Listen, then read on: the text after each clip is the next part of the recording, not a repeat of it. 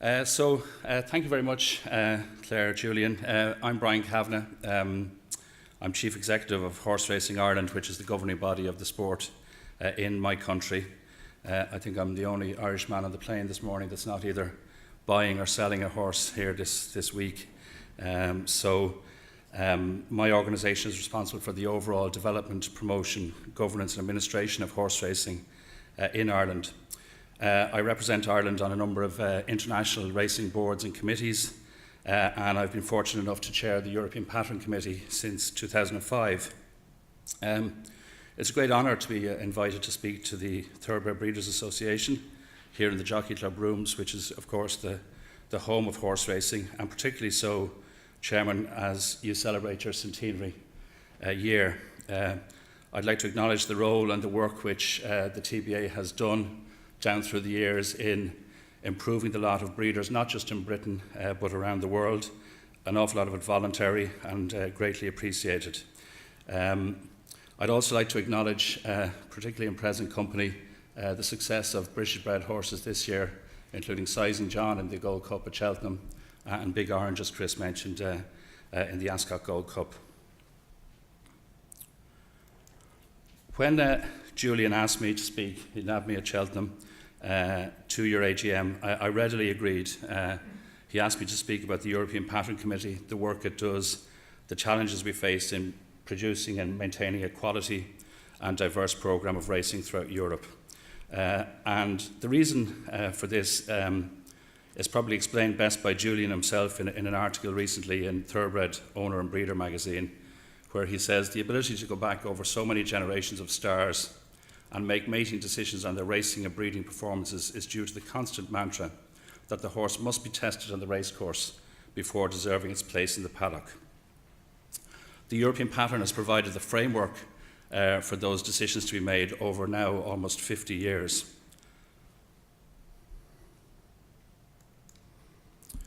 Like many good things in racing, the origins of the European Pattern lie in Britain and in the work of two men in particular. Indeed, they probably lie in this very room. In 1965, the Jockey Club set up a committee to consider the system of structuring the most important contests in the racing calendar and to ensure that a series of races is available to all elite horses throughout the season. That committee was chaired by the Duke of Norfolk. Following on from that in 1968, Lord Carnarvon chaired another committee whose brief was to identify specific races in both Britain and abroad which could provide adequate tests for outstanding horses. That work was then brought together by the British, French and Irish racing authorities in 1970 when they agreed a balanced system of races in each country for the elite horses. In 1971, the European Pattern Committee was established. Italy and Germany joined in 1973, and in 1995, Norway, Sweden and Denmark joined as associate members. Turkey then joined later as an associate member. So we now have a five-member committee, five-member countries, 4 associate countries and 417 pattern races run throughout Europe in the year. It's a very active committee, and I'm glad to say Britain takes a central role in this committee. The secretariat for the committee is provided by the BHA, and Ruth Quinn is a critical member of the committee. Ruth is, as you know, Director of International Racing and Racing Development with the BHA, and she does a huge amount of work for British racing and breeding on an international basis. I know it's an area that Ruth has a particular passion and strength for. The committee operates on a collaborative approach, and I'm pleased to say, particularly in recent years, there's great willingness among the countries on the committee, particularly the big three, if I can call them that, Britain, France and Ireland, to work together to improve our programmes and to improve the programmes, not just in each country, but overall from a European perspective. The aims of the European Pattern Committee are very simple. They're to provide a coordinated programme of quality races in each age, sex and distance category within the member countries. Its objective at all times is to have a balance of group races within the European Pattern, so there are more Group 3 races than Group 2, more Group 2 races than Group 1, and the total number of Group 3 races should exceed the combined total of Group 2 and Group 1 races. It's a pyramid structure which is broadly achieved in Europe, as you can see. The committee is responsible for quality control of these races, and I would argue that the quality control exercised over our black type races in Europe is the strongest of any region in the world. Each year the committee reviews all group races held in Europe. Any new races, any upgrade of races or any downgrade of races must be approved by the committee. And in the case of a Group 1 or a Group 2 race, if a race is to be upgraded to Group 1 or Group 2 status, it requires the unanimous approval of the full committee. The criteria for inclusion in a pattern, or for being included as a pattern race, you're all very familiar with this, I'm sure. The race must have no indigenous race conditions. It must have a permanent element to its race title. It must justify its group status by the quality of its runners, and that's the area that the pattern committee keeps an eye on every year. There must be no penalties in the race, or no allowances other than weight for age allowance or sex allowance. There's restrictions on geldings running in the races. They cannot run in group races that are restricted to 2-year-olds or 3-year-olds. And it cannot be a restricted race, for example, a race restricted to maidens or a race restricted to horses sold at a particular sale. As our business becomes more global, the whole area of quality control and the whole area of consistency of information in sales catalogues becomes much more important. And the work of the European Pattern Committee is recognised by CETA in determining what races qualify for black type in sales catalogues of sales companies that are members of CETA throughout the world. The other parties, the other committees or groups carrying out the same work in different regions throughout the world that are recognised by CETA are the American Graded Stakes Committee, the Jockey Club of Canada, the Asian Racing Federation, and the OSAF, which represents the South American Racing Authorities. You know better than I that black type is the foundation stone on which the breeding industry is built, and the foundation stone on which the mating decisions which Julian was referring to earlier are made. From a racing perspective, the International Federation of Horse Racing Authorities has as its basic mission the organisation of competitions to select the best horses in order to improve the quality of the breeding. Chris was asking, whether we race to breed or race to sell. Often we're asked, why do we race at all? And people will give you different reasons. Race courses will say it's an entertainment activity, we race to make money. Jockeys, trainers race to make a living. But for me, fundamentally, it comes back to the race course as the proving ground for the breed. Year after year, the best horses of the breed are tested in a consistent basis in races in order, as Julian said, to earn their place in the breeding paddocks.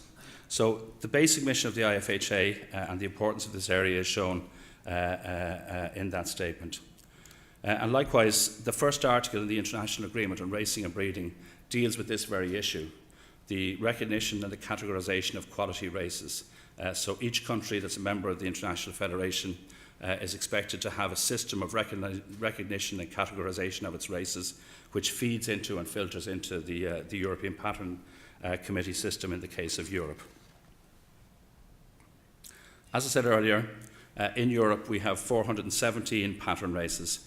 As you can see, 153 of these are run in Britain. That's 36%, just under 40% of the pattern races in Europe are run in Britain. 114%, that's 27%, are run in France. 70 pattern races in Ireland, that's 16.8% of the European pattern. 10.5% or 44 races in Germany. 26 races in Italy, that's 6.2%, and 10 races in Sweden, Denmark and Turkey at 2.6%. Sadly, the Italian total of one Group 1 race was much higher previously, and we're all aware of the difficulties which Italy has had with its racing. But 417 pattern races in Europe, 36% of them run in this country, 27% in France and 10% in Ireland. The committee meets formally twice a year and meets regularly on an informal basis by telephone, by email in between. We're fortunate to have the services of Phil Smith, the head of handicapping with the British Horse Racing Authority, who attends our meetings and assists us with technical information and is really excellent, I have to say. Phil also chairs the Longines World Best Racehorse Rankings Committee, which is the group of international handicappers of now 19 countries that meets twice a year to determine the international ratings of horses. And as you're aware, I'm sure, the whole question of ratings is the foundation stone on which the quality control system operates in Europe, and how we assess whether certain races are working or not, or whether they're meeting the standard we expect. From time to time, there can be criticism of the pattern. You hear on the one hand that there's too many black type races, there's too much cheap black type. On the other hand, you hear people saying the pattern is inflexible, it should be abolished, market forces should be allowed to prevail. And while I would have some concerns about the quality of some black type races globally, I don't have those concerns in Europe. Pattern races account for less than 2.5% of the total number of races run in Europe, and the quality control system is strict and getting stricter. The pattern, as I said earlier, has operated for almost 50 years. Through that time, it has seen many, many changes in racing and in breeding. And from my perspective, it is better than any alternative that I have heard of at this point.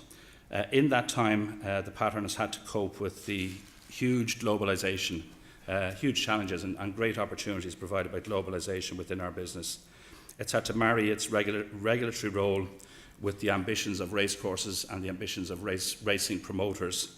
And it's had to encourage countries to take a Europe-wide view as opposed to perhaps just a national interest. It is a European pattern, and more we now see horses competing overseas on a regular basis. I believe the pattern has shown itself to be flexible when it has been necessary, but all the time it has been conscious of its regulatory role and has contributed a sensible, structured development of the race programme throughout Europe in that time.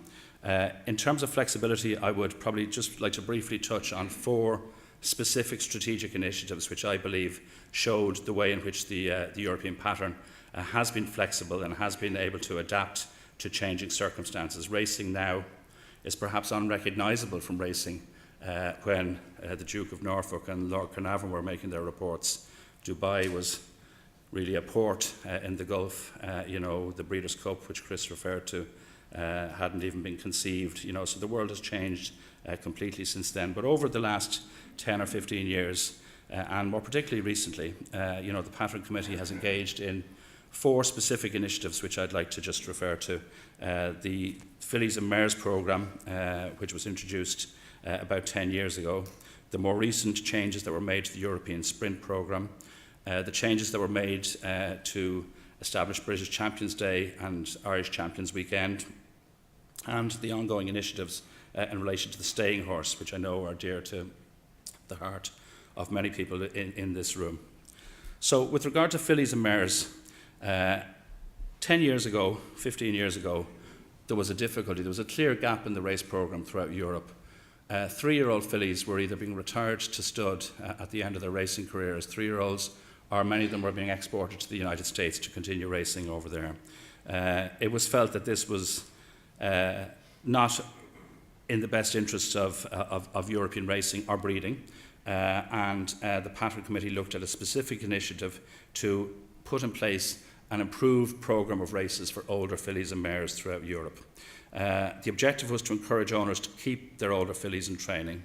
And over a period of 3 years, between 2004 and 2006, a number of races were upgraded to Group 1 status. 5 new races were upgraded to Group 1. 5 new Group 2 races were introduced.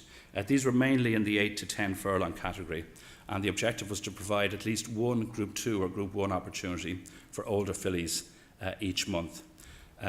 This was not an attempt to create a separate category of races for fillies. I think the committee would always want to and prefer to see the best fillies, the very best fillies, take on the colts in open competition. But it was to, as I said, give owners an opportunity to keep their older fillies in training and not have to either export them or retire them. I think looking back on it, with races which were part of this initiative, such as the Pretty Polly at the Curragh, the Matron at Leopardstown, the Falmouth at Newmarket, the Sun Chariot at Newmarket, and the Duke of Cambridge at Ascot, now firmly established in the race programme, I think it's fair to conclude that this initiative was a positive initiative for racing and for breeding in Europe, and has been a success. The Sprint programme, different story, similar problem to some extent. In 2014, the committee undertook a strategic review of the Sprint programme throughout Europe. I think there had been a perceived decline in the standard of European sprinters over the years, American and Asian sprinters, Australasian sprinters, seem to be dominating the world rankings. And the review of the sprint programme showed up a number of glaring anomalies. It really confirmed that there was, in fact, in the early part of the season, no sprinting programme for 3-year-olds only. At the start of the year, and well up to this time of the year really, at most other distances, you know, a mile, mile and a quarter, even a mile and a half, there was a programme offered by the pattern where 3-year-olds could compete against their own age before they take on the older horses from now on. That was absent for sprinters, and sprinters were expected to take on their older counterparts almost immediately into their 3-year-old career. There was remarkably no Group 1 sprint in Ireland. Ireland has never run a Group 1 sprint. In fact, at the time that this review was done, there was no sprint race in Ireland above Group 3 standard. And we've all seen, you know, the situation when we go to the Arc in Longchamp at the end of the year, where we have the Prix de l'Abbé, France's premier sprint race, 20 runners, 3 or 4 of whom at most maybe French runners. So clearly issues with the French sprinting programme, where sprinting doesn't seem to be as popular as it will be in this country. The committee reviewed this. The committee took widespread consultation, a lot of it driven, I have to say, through Ruth and the BHA. And it was agreed that changes should be made and will be beneficial for breeding and for racing. It was felt that it was not just tweaking that was needed in this area, that something that was impactful was needed, and that it was a clear expression of intent in this area. So a complete new programme for 3-year-old sprinters was introduced, featuring listed and group races in France, Britain and Ireland, culminating in the Commonwealth Cup, which was a new 3-year-old only race introduced at Royal Ascot for the first time 3 years ago.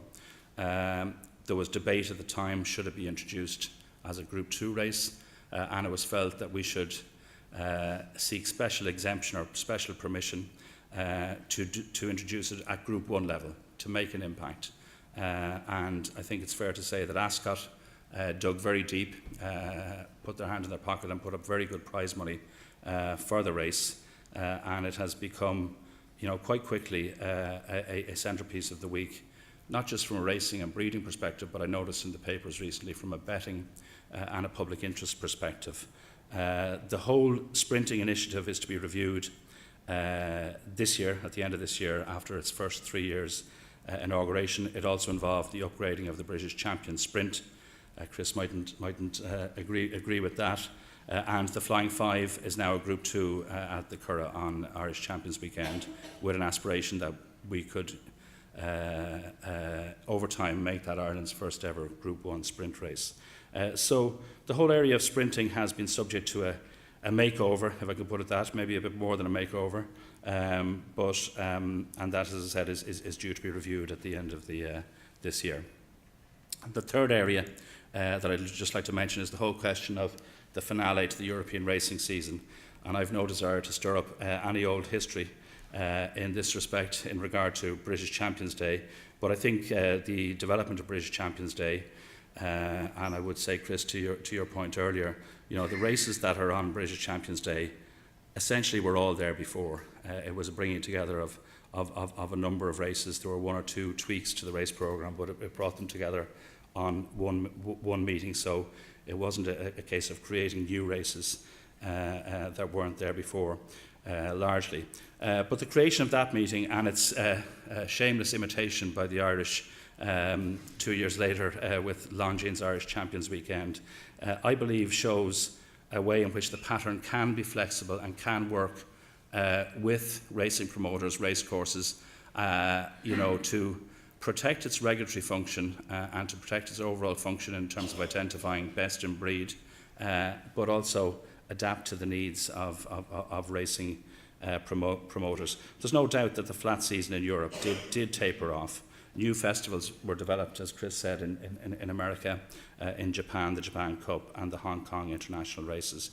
By manoeuvring races the way we have done into 3 particular meetings, we've created a logical and very interesting end to the European flat racing season at the 3 main racing countries.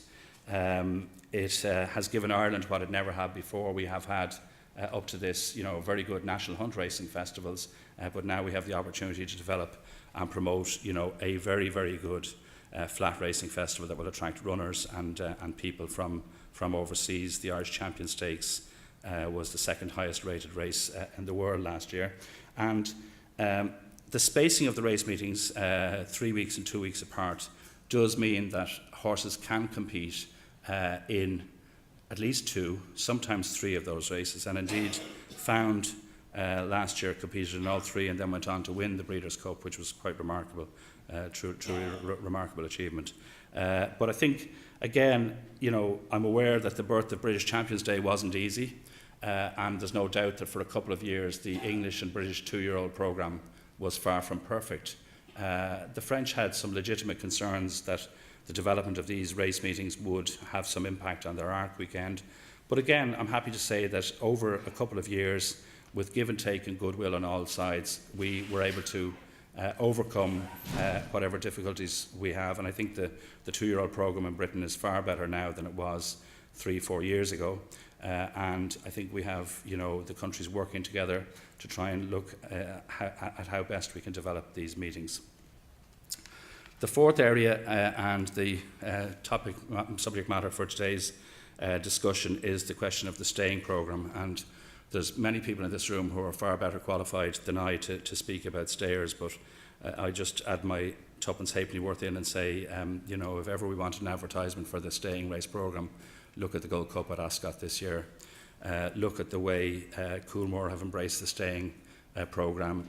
Look at the popularity of a horse like Yates to come back remarkably and win the race 4 times growing up.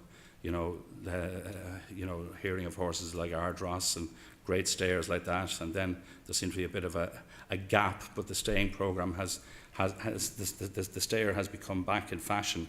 I think, as Chris was saying, it's very important, and the European Pattern Committee will place a great importance on the stayer because of the diversity that brings, not just to our race programme, but to our gene pool. I think the fear one would have is that we will revert to a situation where races have been run monotonously over similar distances from a very similar gene pool. So the work done on sprinters and now the work being done on stayers, hopefully will have a knock-on effect of maintaining variety and diversity in the gene pool. The BHA, no doubt prompted by the Thoroughbred Breeders Association, took the lead on this issue, and I think both bodies, had done a lot of research, had done a lot of consultation in this area, taken soundings from within the industry. I don't think it's as straightforward an issue as we had with, say, the fillies and mares or the sprinters, simply because in those cases you are filling a gap. The horses were there already. With stayers, to some extent, you're trying to take a much more long-term view and perhaps influence and assist breeders in breeding decisions that they're making and owners in decisions to own horses. A review of the staying programme in Europe showed that it was and still is very uncoordinated. We run, up to this year, we run 5 Group 1 races over distances of 14 furlongs or more in Europe, throughout Europe.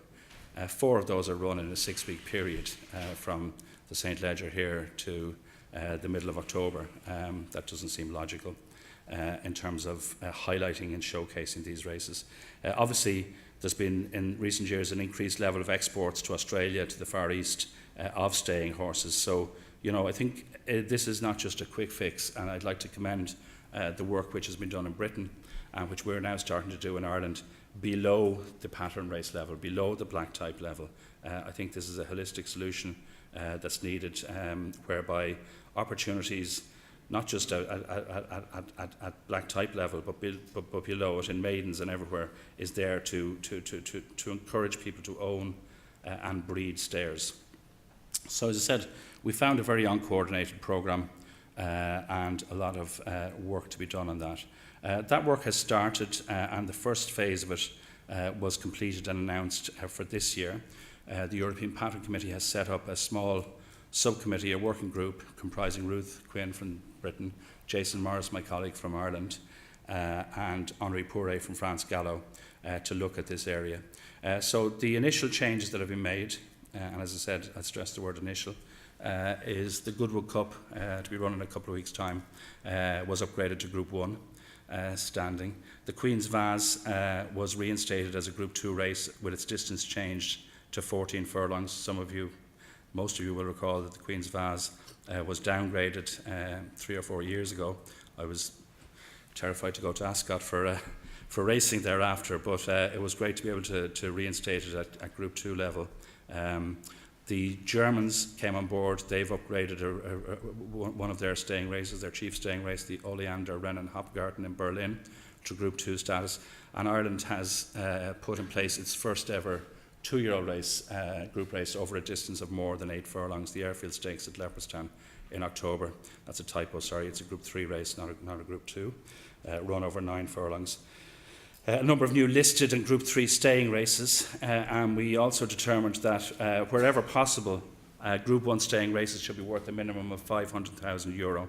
Any new Group 1 race should be worth 500,000, and we're working to get all the existing races up to 500. So we've increased the value of the Irish St. Leger this year to 500,000. I mean, with my racing hat on, that's what we'll talk. I think we have to back up these actions with deeds, and in terms of prize money, if people are incentivised and encouraged by prize money, they will keep horses in training for this area.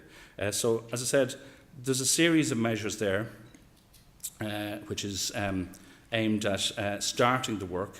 I don't think it's going to be, do it, bring it in, review it in 3 years and tick the box and say that's been a success, because I think this is a long-term project and it touches on some of the subjects that Chris was referring to earlier. So, very much the European Patent Committee in this work is very conscious of the wishes of the breeding community, of the breeding world, and in particular the TBA, that this staying project be given a very high priority, and you can rest assured that it is. That's all I have to say, Chairman, on the staying programme. There's just, while I have the microphone, perhaps there's just one other area of interest that I might just touch on, which has nothing to do with the subject matter in hand, but is dominating a fair bit of our dialogue at the moment, and that's the whole area of Brexit and Britain's exit from the EU. And I'd just like to say, that this, sometimes it takes a shock like this when the foundations of your system are rattled and shaken, as they are at the moment, for us to appreciate the work which was done by predecessors in putting in place, a very effective system for horse movement, for disease control and surveillance, which has stood the test of time and served us well. And perhaps some of us have taken it for granted. Horses move seamlessly between France, between Britain, between Ireland, under a tripartite agreement that predates the EU, which allows the Department of Agriculture to take it that these are high health, high status animals. I think that's a key issue that we must make sure, everyone of course respects the democratic decision taken in Britain. I think the time now is to move on and cope with the consequences of it.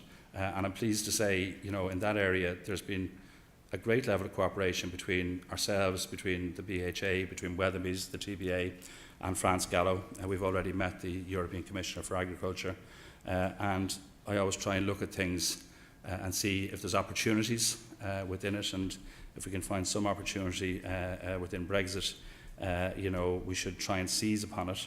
I